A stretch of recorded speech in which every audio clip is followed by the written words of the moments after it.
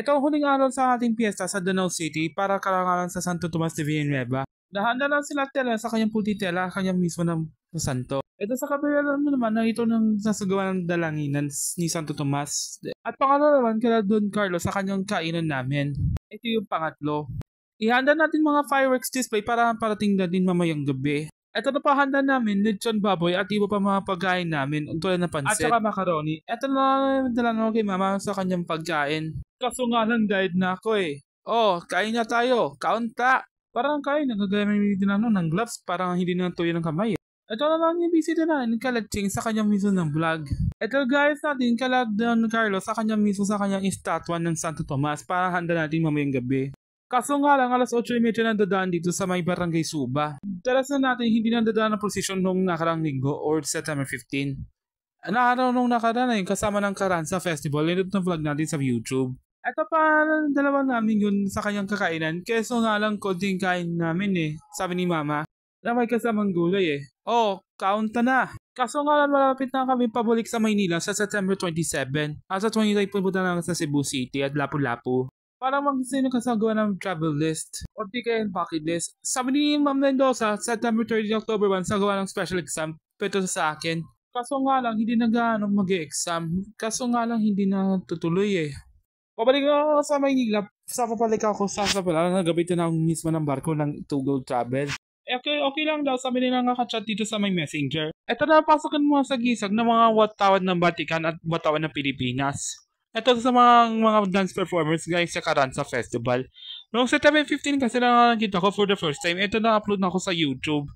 Almost 90 minutes sa habang nag-wait sa ng full storage eh. Nakadirect natin nag-transfer dito sa Bluetooth. Ito gawa natin sa kanyang mismo ng performance.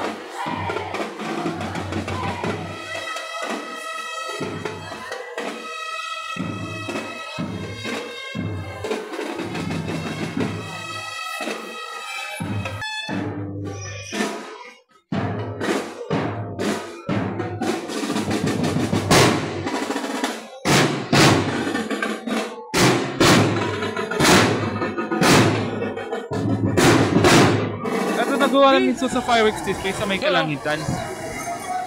Viva! Viva!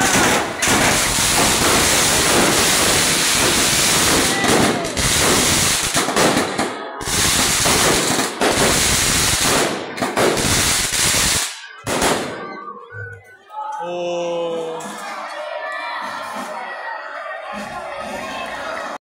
Ito ang kapansin-pansin mismo na sa kanya mismo ng labad ng lobo sa may kalangitan. Ito ba pagdiriwang ng Santo Tomas de Villanueva?